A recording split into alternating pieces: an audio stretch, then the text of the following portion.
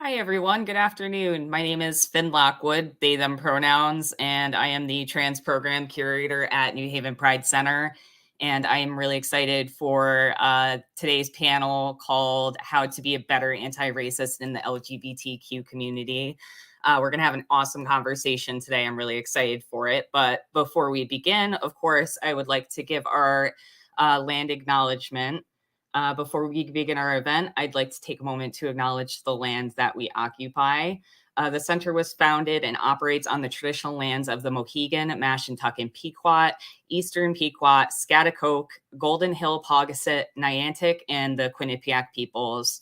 From whatever occupied lands you are on, please acknowledge and honor all of the Native people whose lands we occupy and the history of the places we are in. To find out more about Native lands, you can visit native-lands.ca.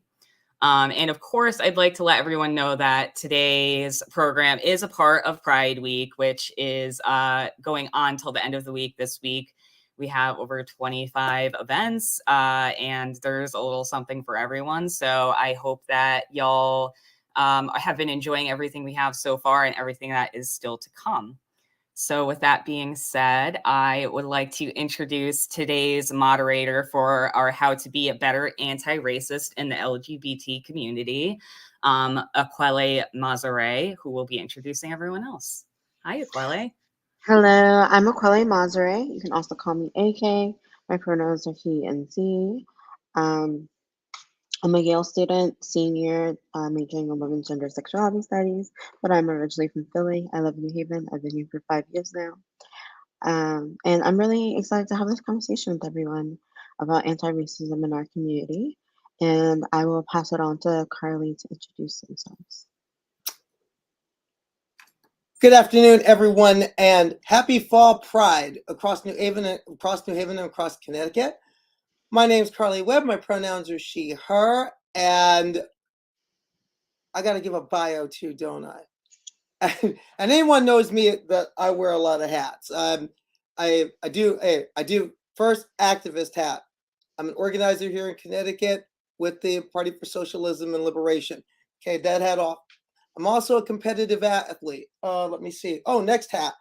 I've been a working journalist for the last 29 years. Most recently, I've been writing for the LGBTQ sports website, outsports.com, and doing for our community hat. Let me put that on. I'm also a staff operator and training coordinator with Trans Lifeline. It's good to be here for the next hour. We're going to have a conversation that needs to be had. And conversations like this are important for the vital self-defense of our community as a whole.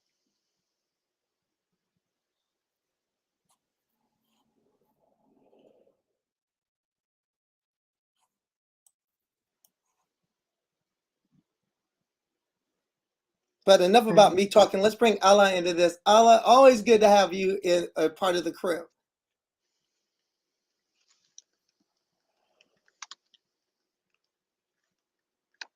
And it's also good when you take it off mute. I am always talking on mute. That's crazy. Hey y'all. My name is Ala Ashumare. My pronouns are they and she. I am here at New Haven Pride Center. I am the director of youth services. I am also the co-founder and principal organizer of New Haven Black Lives Matter New Haven. We out here. I am also an artist and a creator. I am a mama. I'm a wife. I'm a witch. I'm a sister. I'm a living future ancestor. And I am out here all about making my queer, trans ancestors proud. Thank you to both of our amazing panelists for introducing yourselves. They're definitely the best people to be having this conversation with us right now. And so now let's get right into it. The first thing I would like to pose to you both is, could you discuss the concept that privilege is relative? What is the importance of identifying one's own privilege within a marginalized community? Coming out with the AK coming out with the AK already. Yeah. Okay.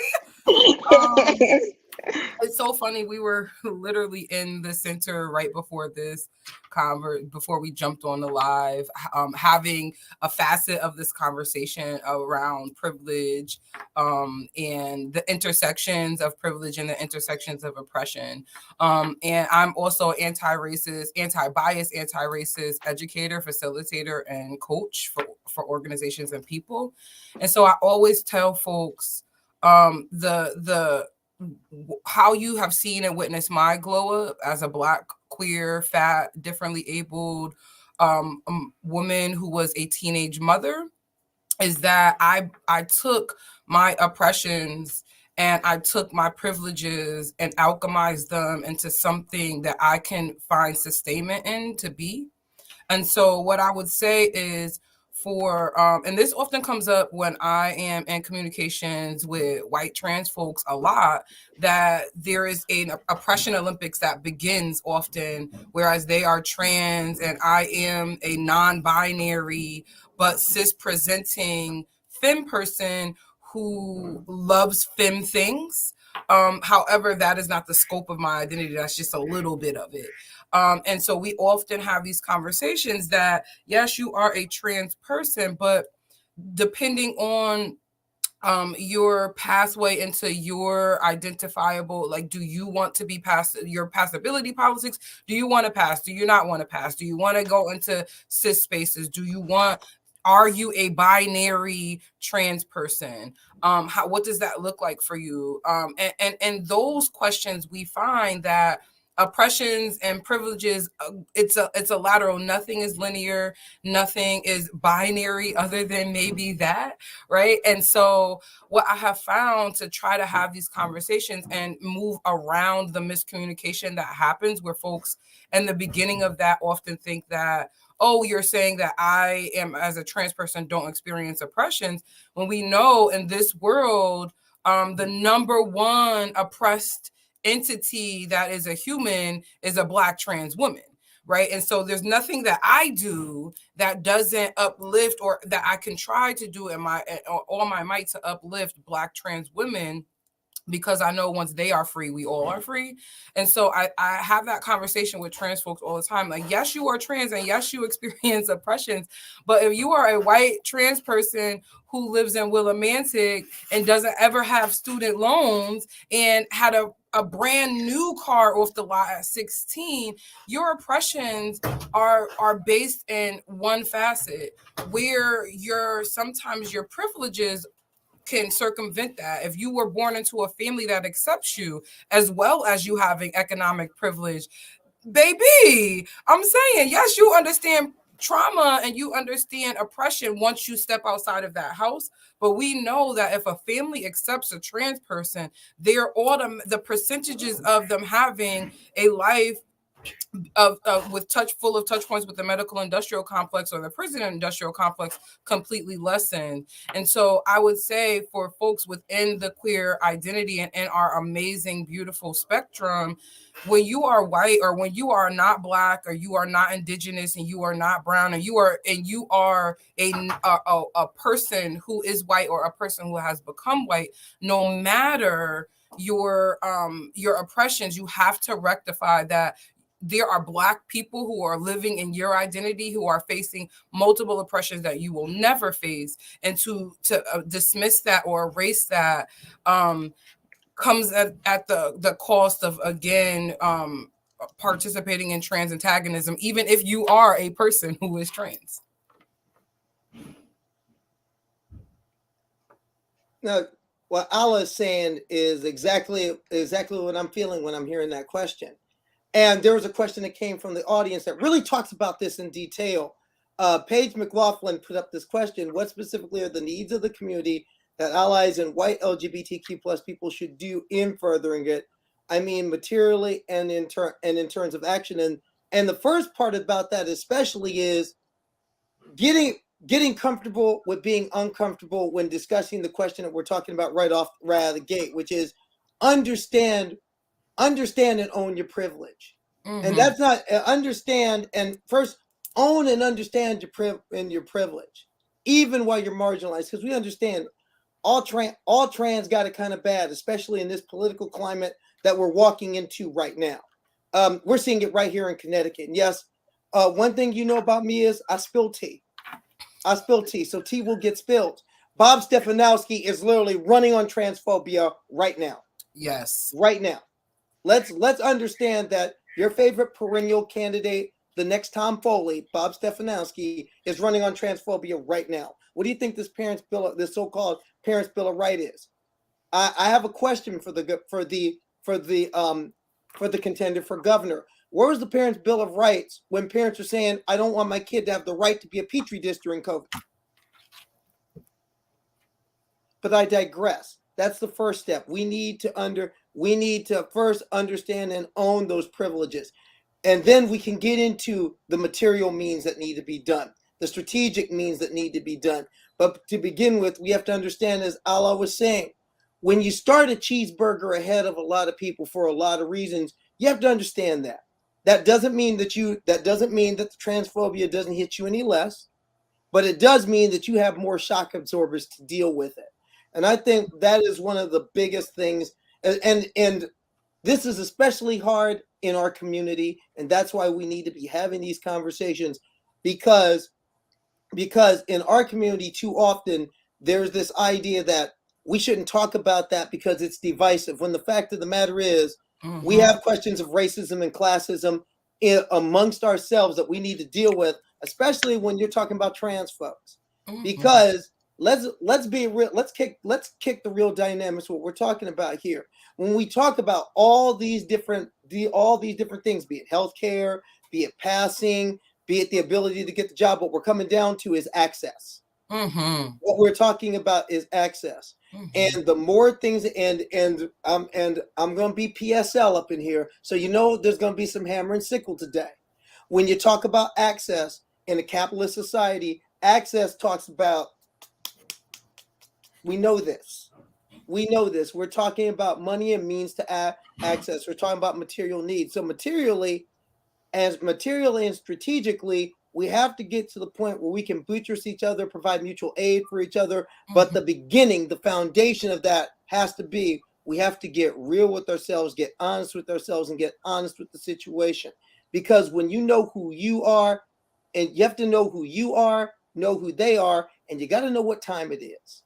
Right. And the first part of that is knowing who you are, which means your privilege, which means all your privileges and therein, the advantages that you've had therein. And from there, when you can get real about that, then you can use what you have to get the things you need and also help the community get the things we all need.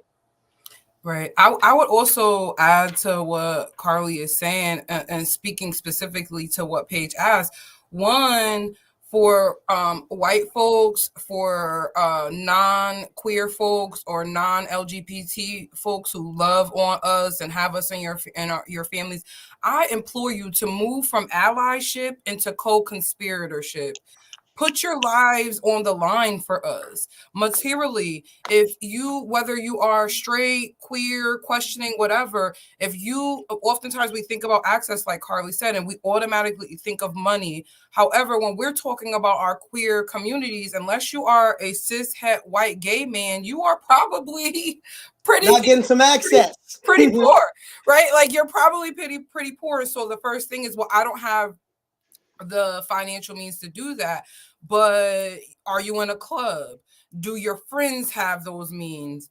Is there a way for you to do the emails, send the emails, get us a location, right? Like, hey, come to the Pride Center. Hey, I found this place.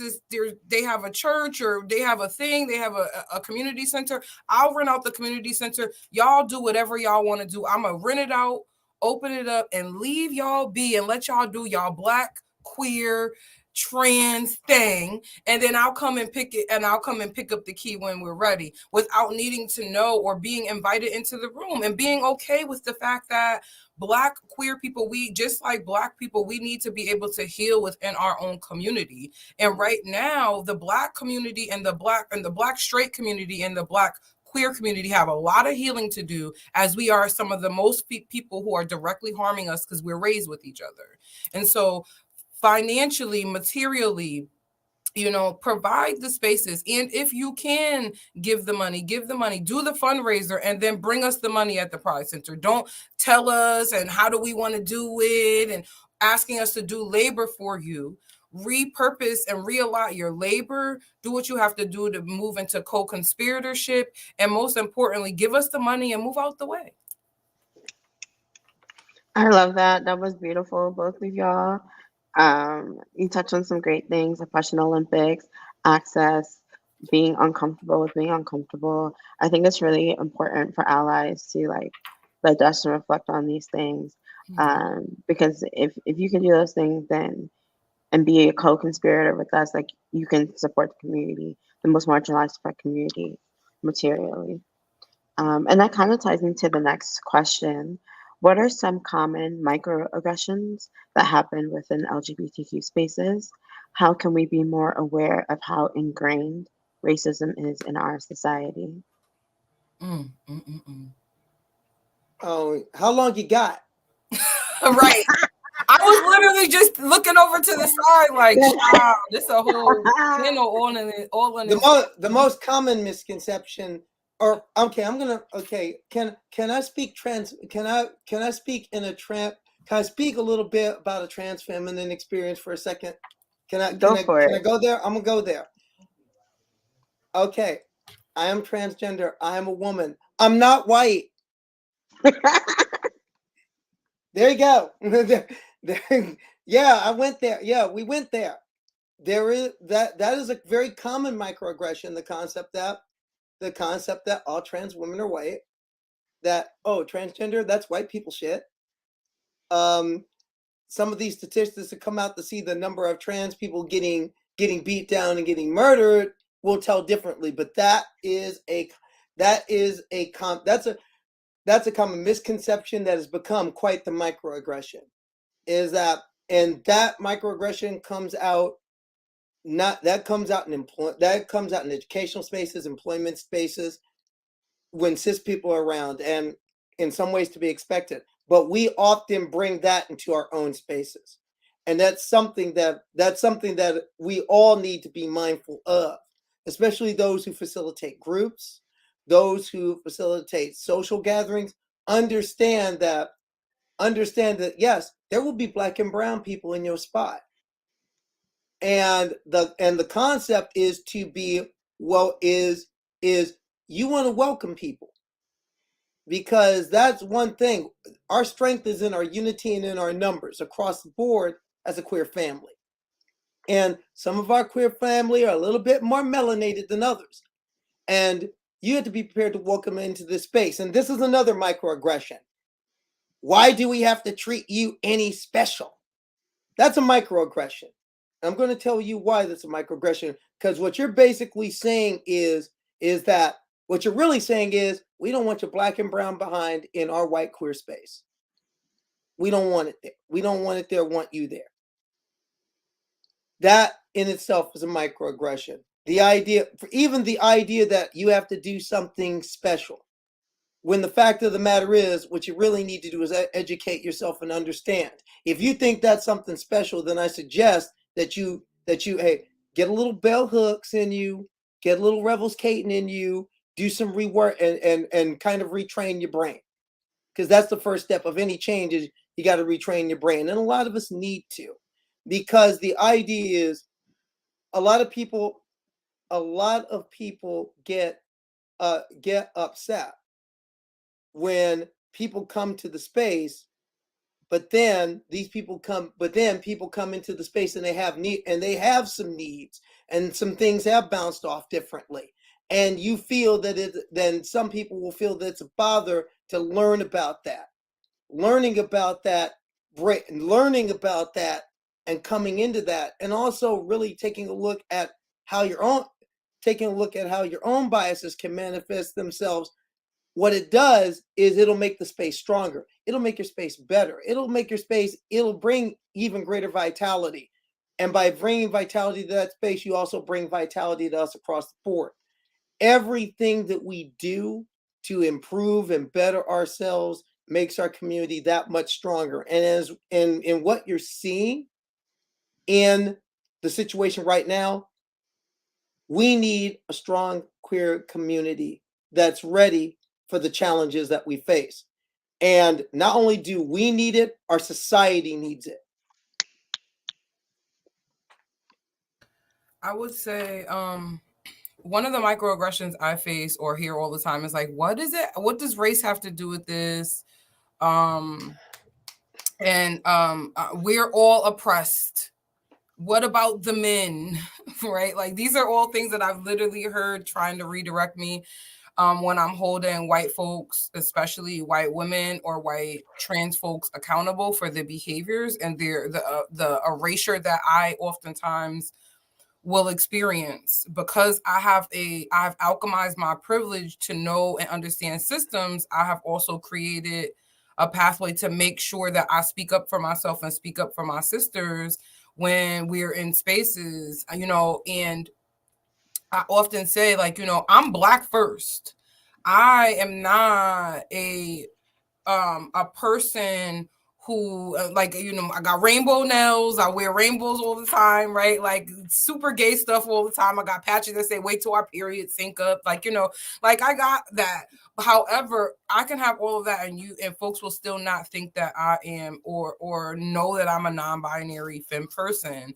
And so what I often have to do is let you know that, like, I'm gonna be killed first because I'm a Black woman, because the world hates Black women, before I will face physical violence or about me being queer. So for me, when I come in this space and we're talking about, like, marriage rights and all these things, or we're talking about right now, like, abortion rights, folks are framing these things for just for white women who have ovaries, whereas abortion rights affects more than just that part of the community, and that affects billions of people. But there's even more people who these rights matter to. And so when we speak up and we're talking about, like, I need PrEP, right? Like, well, what do you need PrEP? You're not a gay man. Like, you don't know anything about what my lived experience is out of this space. And maybe I'm saying that I need PrEP because I have a privilege to be able to get up, and I'm actually really speaking for someone else, but I'm not going to put their business out there. And I'm going to do the work of a real co-conspirator by putting the target on my back to make sure I get the information for my people. And that's what it looks like. And so I have white folks come and say, like, well, right now we're talking about marriage rights. What does this have to do with Black folk? Why are you putting a spin on it? Because when white men got the ability to marry, that's all. We Black people, we get Black queer people, when we're gonna get married, we're getting married because we need to be able to have insurance. We need to be able to take care of our partner. Those of us who are married trans partners who have not done and paid the king a ransom to have their own name on their documents and the things that we need, or yet can't afford it, or an act of rebellion is to not get it. We take care of our communities. And so when we're talking about queer marriage and we're saying, well, y'all got the right to marry, but what about the rights in our insurance and our wills and all of these things? These are the things that Black and brown folks really need, because y'all, two white men live in corporate jobs making $300,000 a year. You don't need each other's insurance. You don't care about the obituary when you pass away. These are the things that matter to folks who are poorer, who are facing poverty, and who also want the ability to live and maybe one day thrive instead of just survive. And so when I have to take 20 minutes out of a hour and a half meeting to explain to Karen why her and Becky's right to marry don't affect me and my wife, Myasia, because we still trying to figure out how we gonna get insurance. We married. Woo. We still don't got no insurance. I still don't have insurance. Like, what are you saying? And so I often see, whenever white folks think that they'll be held to task for their actions or inaction, that they also try to circumvent that by, again, falling into oppression Olympics, falling into white feminist tactics, falling into white male tactics. Alla, I'm sorry. Alla, let's just call it what it is. I got mine. Right. Let's just go there. Right. I always say, like, if you just want to be a white cis man, just say that. Just say that, sis. Just say that. But that again goes back to another thing we need to be aware of. And this is across the board. Like, I know we're talking about anti-racism today, but anti-racism has a lot of components. And I think that this is something I was actually talking to Finn about this yesterday.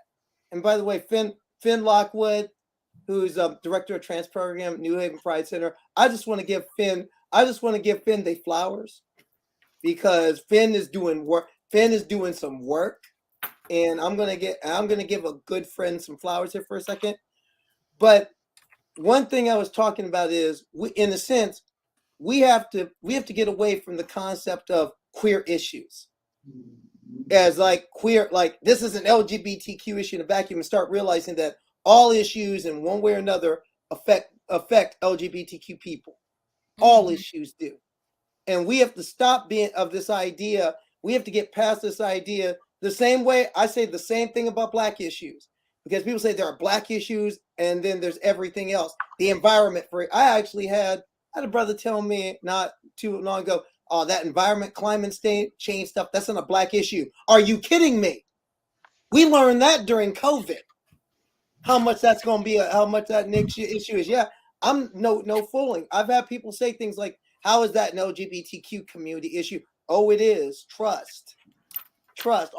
We have to start. Well, we have to stop the idea of there's just these queer issues and there's everything else, and we need to start bringing a queer LGBTQ liberation perspective into a lot of the issues that we're facing right now. And that's one good example, the issue of reproductive rights. Because you see, reproductive rights to some people means your right to get an abortion. It's important. But for me, reproductive rights also means bodily autonomy. Because the same people that are going to say you can't have an abortion are the same people tell me I can't have estradiol. And they're already doing that. They're already using that issue as a stepping stone to other issues. And when you go far enough down the road, they'll go as far as say, you don't need health. Oh, we're going to cancel your health insurance. We are going to constrict the access for everybody. Mm-hmm. When you can take away something from the most marginalized, it can be taken away from everyone else. Why? Because eventually, as they start paring down who's marginalized, they will eventually get around to you. Right. And right now, capitalism need marginalized people. Yes. Capitalism can't exist without people that they can't step on and do the labor. So if you're not marginalized now and they trying to wipe us out after we going, who you think they coming after? Mm-hmm. Like, I mean, did you not see Black Panther? That's what T'Challa said. Oh. He said when he come and finish with us down here, you know they coming up to the mountain. Like the gorillas they coming for the gorillas too. And it's so funny to hear, not funny, haha, but funny, ironic, right? To the fact that we literally, and Beyonce's COVID 2022 have to literally tell people that queer rights are everyone's rights. One, because everybody's gay, if you ask me. We're all queer. Like at this point, like, and then to think about, I can't remember the author, and excuse me for this, but these are not my words, but there was someone, I think it was on TikTok, it was this Black guy, and he was a straight Black man, and he was saying, like, you know, all Black folks are queer because to be born Black in this world is inherently making you different and outside of what the norm is. And man, you should have saw the comments, baby. It'd be the comments for me. But I saw a multitude of men start out, and Black women, Black folks start out who were not queer, start out like really upset. And as he took the time and did the labor in the comments to talk with these folks, we saw folks turn around like, oh yeah, you're right. Like, you're not talking about sexual acts. You're talking about queer as in abnormal, because if you're not a white, skinny man who was born into wealth, then this world is not designed for you, baby. Mm-hmm. Like, even their women. The world was designed for you to be their property. You were never even really fully a person either until they needed to put their properties in your name because we started getting more human rights. So you know, I always think about that. Like, nothing happens in a silo. And when we are talking about anti-bias, anti-racism, and anti-oppression work is what I like to really call it for folks, because you know, you can have folks we see holding the language and gaslighting and appropriation and all these things, and then you meet them in real life and you do 2 or 3 events and they gaslighting everybody, they appropriating people cultures, doing the land acknowledgement wrong, telling Black women to be quiet and to go to the side, it's time for the men, or you know, why are you can't have trans people in the front line because of the news, and just things like that. But meanwhile, you'll be following them on Facebook or social media for 3 years, like really getting your shit right, and then like you do work with them, and then you're like, wait a second, you literally just know the definitions and have watched enough social media to be able to put it in context, but when it's actually time to do this shit, you literally can physically see the cognitive dissonance happening in their bodies and their facial features and everything. Well, you know, I got a rule. Don't use the terminology until you can understand what it means. And we got a lot, or as I like to say, a lot of people think they woke and they're actually broke. If you broke, fix yourself. That's what we're really talking about here. And I think that's when we're really talking about how ingrained it is. That's part of that ingrainment, that concept that concept that I know the proper words to say, and I know the lingo, and I know the language. Now I'm good and woke. No, see, that's a whole nother thing. Let's talk about that word for a second, because that word gets misused a great deal. Woke doesn't mean you have arrived. Woke means you started the journey. Because what's the first thing you do what's the first thing you do in the morning? You wake up. So now you're woke. Then you got to actually go to work, and you actually got to do the things that need doing. And I think that's where I think that awareness also has to begin with the concept that, great, you're aware now, wonderful, but now you got to go. The awareness is just the beginning. And tell you the truth, that's the hard part and the easy part. It's the hard part because a lot of people you go through a lot of stumbles to get there, because you have to go through all that acknowledgement and all that, but you got to get your edges snatched once in a while. And anyone tell you that's a hard process. But then you have to do the next hard thing, which is you actually have to do the learning and turn it into meaning, active energy that actually does for the community at large. And a lot of people a lot of people who, even those who do activism, are still stuck at that, or they still aren't at that point where they're ready to do work. They're still stuck at the, okay, what do I do with this? And yes, looking for cachet in your allyship sucks. If you're doing this just to get a name for yourself, you're doing it for the wrong reasons. Because I can tell you from experience, more people are going to shoot at you for doing the right thing than patting you. More people are going to kick you in the ass than pat you on the back.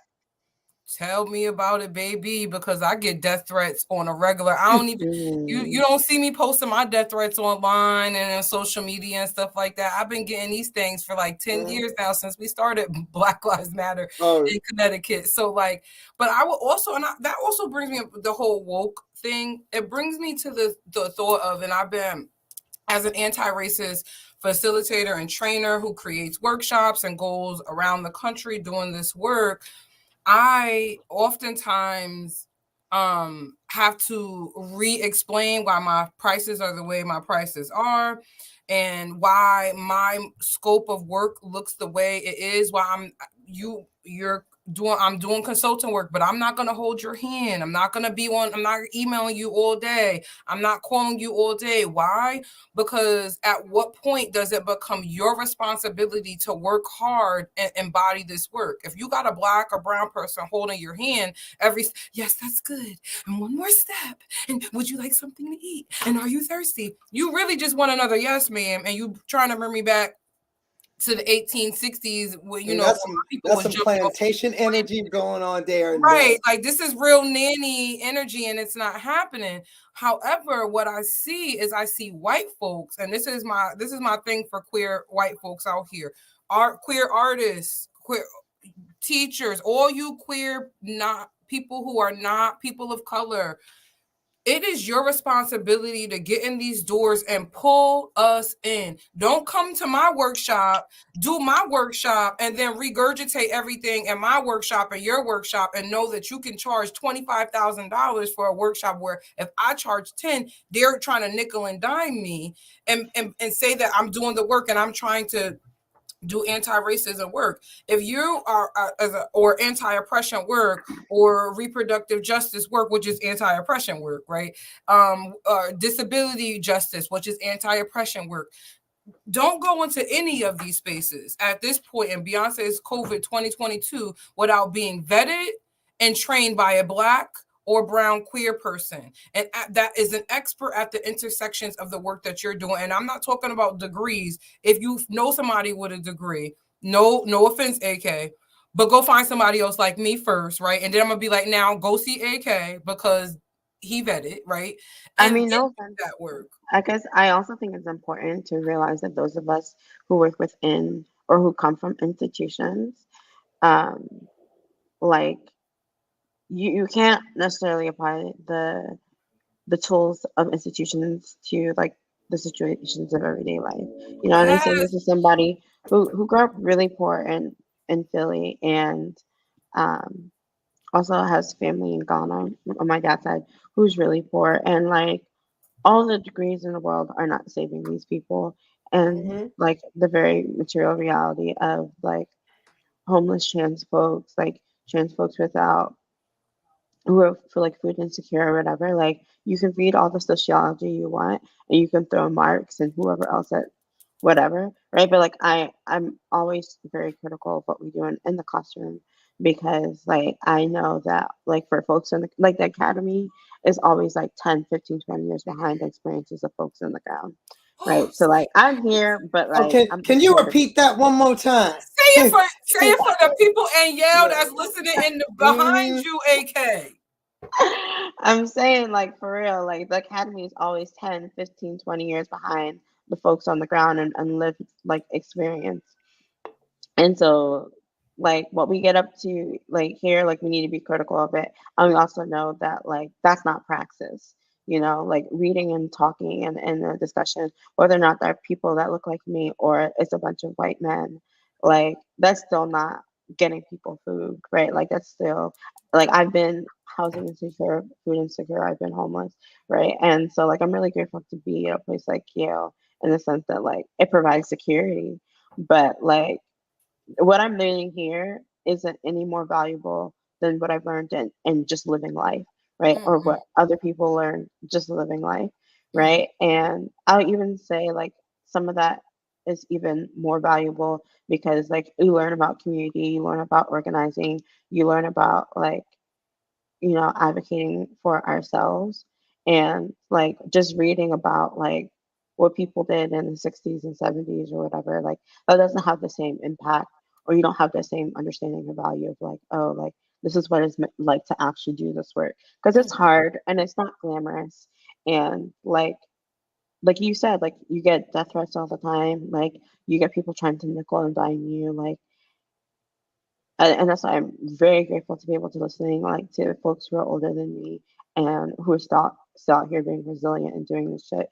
But like it's exhausting. So yeah, like you know, there are things that the academy can offer, mostly money. I'm at Yale, but like I always use university funds for the things that I'm supposed to use university funds to do. Exactly. That's all I'm gonna say. Exactly. As you should, Good. AK, as you should. But I don't think necessarily that like I'm on an authority about like what it's like to be from this community, right? Like I have to defer to the people like who are from here, who live like in this space all the time, and not somebody who can come in and out of these spaces. So that's just my quick thing on institutions and like Mhm. people who have certification and think that makes them more qualified or something. Right, right. And oftentimes in doing anti-oppression work, the tools of the institution are actually tools of the oppressor. And as my good auntie Audrey says, is the master's tools will not undo the master's This house. house. And right, like I'm gonna take them tools, and just like we always do, we gonna, because the tools were stolen from us anyway. So we're gonna bring it back to its natural state of being and create the systems and the institutions that never existed, that we don't have the names for because of capitalism, patriarchy, and violence and white violence, and how those things intersect and now have become what we know as American culture. Like that is the culture of America: genocide, rape, and violence. Like that is it. And yeah, genocide, stealing people's lands.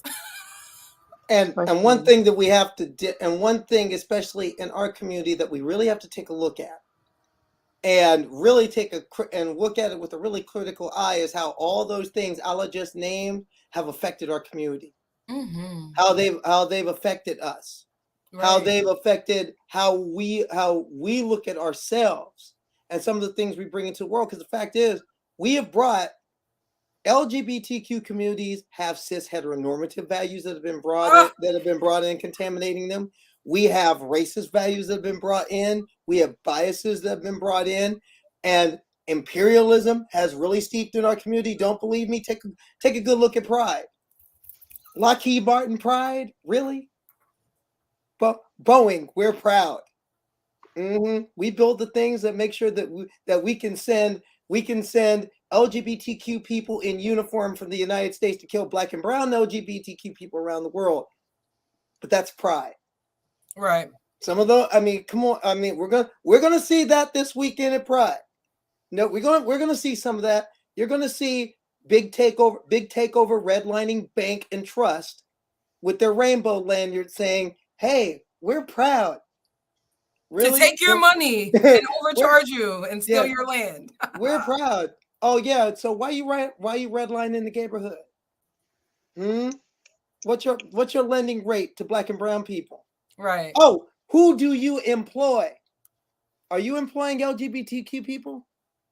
And not people who subscribe. And if you subscribe to passability, you subscribe to passability as a queer person to say for safety, and I understand that. But I want to see non-binary people who have nothing to do with passability, and trans men and women who don't want to pass and be in these patriarchal imperialist labels. I want to see them cashing my check at Wells Fargo the next time I go. I want to see them taking my money, because maybe then finally I'll trust the bank with my money, because every time I'll be like, I just want to go back to putting it in the safe in the house, but that's also not safe, So like, we say these things, and we have another panel. I don't think Rainbow Capitalism happened, but short plug for our other panels. Make sure you watch that Rainbow Capitalism panel, baby, because we're going to dig deep into that.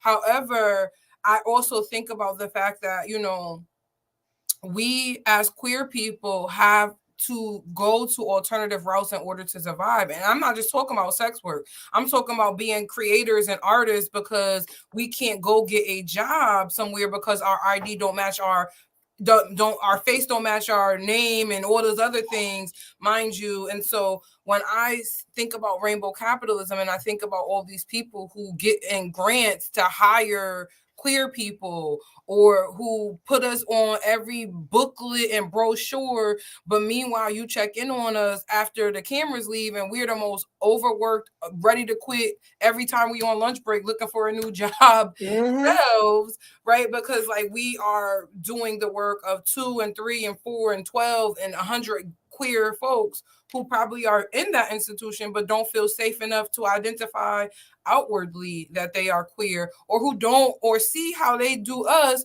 who like have to come out. Otherwise, I feel like people will say crazy stuff. I wear a lot of African stuff. People try to mistake me for a femme hotep all the time, and I'll be like, baby, I'm the gayest thing ever. I also am so black that the sun reflects off of my skin, and that's why I look white. But I also am so gay that sunshine and that halo, that's all my queer ancestors like reverberating around me and protecting me.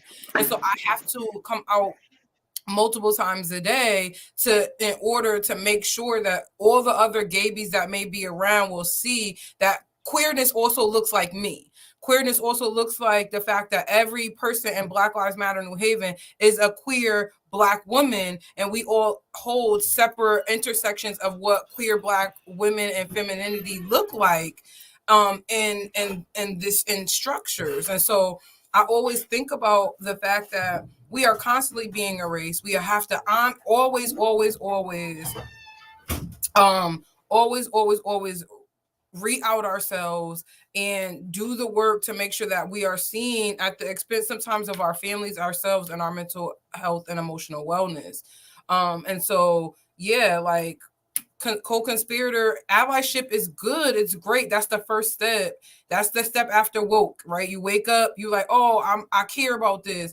But are you jumping in front of me at the actions? Are you knowing that, oh, there's this Black woman who creates anti-racism trainings? Let's hire her first, right? Let's go and give money to youth services at the Pride Center without asking for a report, without asking to come and take pictures with the young queer people who are doing things with this money that are needed, and they don't need your straight self asking them questions. When did you come out?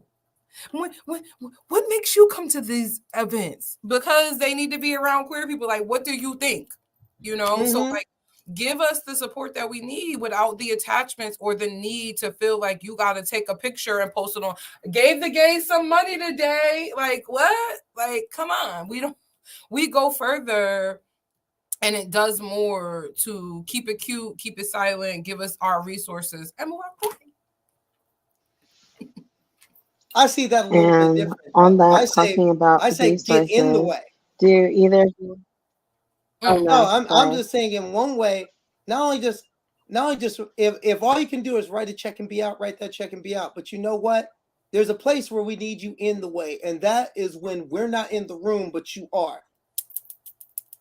Period. When you're there in the room where it happens, the room where it happens, the room where it happens. You're privy to it. You're privy to. Yeah, I went there. We went to Hamilton today too. When you're in that room, when a hiring decision's being made, and you say we need a consultant, and you can push for, say, what Allah's training at your company, you push for it. That's an example of co-conspiratorship. That's an example. Use what you have to do what needs doing, whatever it is. If it's you making sure, if you're a school teacher, and what you make sure that you have you have a trans kid in your class, and you make sure the pronouns and names are as they're supposed to be, and you're there and you're with them, that's co-conspiratorship right there. It doesn't have to be trust. We have a belief among my comrades in the PSL is that revolution is small things done consistently every day, and they make a big impact. So whatever you got to bring to the table, the point is an ally says, I have some things to bring to a table. A co-conspirator, you not only brings them to the table, but will load them up and use them. That's what I mean by sometimes you need to get, the places where you need to get in the way is when we're not there.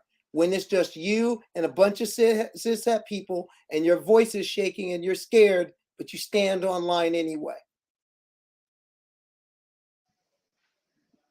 Thank you both for sharing. We've learned so much about what folks can do to stand up for the most marginalized in our spaces. And I just want to end with you guys. If you have any resources, books, recommendations to offer our audience if they want to continue their journey of wokeness. I would say everyone should read Darius B's Anarcho Blackness. It is written in a Black femme, trans, feminist narrative, and it's a very short read. I will also suggest reading Drowning is released on AK Press. Adrian Marie Brown wrote the foreword and did the editing. I forgot the name of the author. I will also say read Dr. Joy DeGroy to understand how whiteness and Blackness and what is happening in our communities and how we treat one another, to understand the socialization into oppression and our socialization out of oppression, and how those things will mirror each other. How you got socialized into it, you will get socialized out of it using those tools, but using tools of liberation instead of oppression. And I could go on and on and on, but everything Adrian Marie Brown, everything Audre Lorde, Bell Hooks, you can never go wrong with foundational docs. I mean, secondly, you could always come and pay the New Haven Pride Center to come in and do consulting, coaching, and training for you and yours. If you want individual coaching and you want someone to help you, you can always book me separately. But I would also say, for those of you who have organizations, those of you who work with children, we here at the Pride Center will come in and audit everything that you have going on, support you with the creation of what needs to be competent for all queer folks. And all else fails, on your path from allyship to co-conspirator, write us a check. And also, you should pay all these beautiful Black folks that are on this panel. You should find out our social media and pay links from New Haven Pride Center and send us money for doing the labor for you, because you just got 25 years worth of education and a doctorate in an hour. On my end, the Allah reading list, because Allah gave me that reading list originally. But also, one thing I want to say is, come to Pride this weekend. New Haven Green on Saturday. Be there, but if you're really serious about taking that next step, just don't go be there just to party. And don't get me wrong, there's going to be a lot of partying. I mean, enjoy Kiki Lucia, enjoy the girls, enjoy the acts, be at the tents, have a good time. Pride is a place where you should shake your butt too, because I am. But go to all the tables and the tents from all these different organizations, and go there with the idea of listening, learning, but also saying, where can I take it next? Where can I go next? And what can I do? And two people I want to point out. First, I want to point out Allah, because Allah does work. Black Lives Matter New Haven is putting the work in. I mean, go to them, learn to them, but also as you're learning, realize there will be homework involved, and you got to do that homework. And secondly, want to throw a shout out to somebody close to where I live, up near Hartford, Camorra's Cultural Corner. If you want to you're talking about queer programming from a Black and brown queer perspective, first and foremost, where it's centered. If you want to continue to learn more, that's a place to go as well. But the biggest thing is also the LGBTQ people in your life. Don't just parade them. Actually sit down, have a conversation, and be ready to listen, be ready to learn, and yes, be ready to have your edges snatched. Be ready to be called out on a little bit of your nonsense. Be ready to be challenged, because no pain, no gain. Yes, it's going to be a little bit of pain to get called in, but that's where the gains happen. And queer liberation is not just good for queer people, it's good for all people. It's not just good for LGBTQ society, it's good for society. Yes. And if you want to come and talk to me, I will be at Pride at the Youth Services booth. Come and pick up a flag and some goodies. And if you are looking to co-conspiratorship, however you would say that word, if you're looking to co-conspire with New Haven Pride Center, find any of our staff on Saturday, email us, call us, come and drop by during our open office hours. we are really looking to build our partnership with folks that are in the community of Connecticut, not just New Haven. We have all kinds of goodies here in the youth services if you want to volunteer, if you want to start there. But again, I implore you, those of you who have organizations, bring us in to help you, because this is only a snapshot of what is really needed. And if you need a small institution to do large work with you, we are here to support you, and you'll be working with me. I can attest, it is very fun to work with you.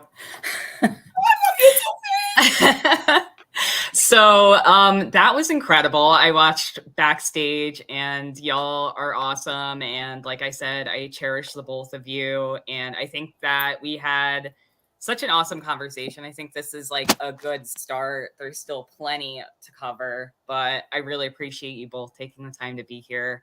And I think it was an awesome addition to our already awesome Pride lineup. Yes, it was. Thank you so much, Finn, for doing this. Finn, thank you for having us. Always a pleasure. All right, y'all. Later. Later. Send us your money if you're watching. Send us your money. Give us money. Yeah. But also give us your heart too. Yes. Yes. We'll take the money first, though. Yep. Love y'all. All right, love y'all. Happy Bye. Pride. Happy Pride, everyone. Pride. See you Saturday.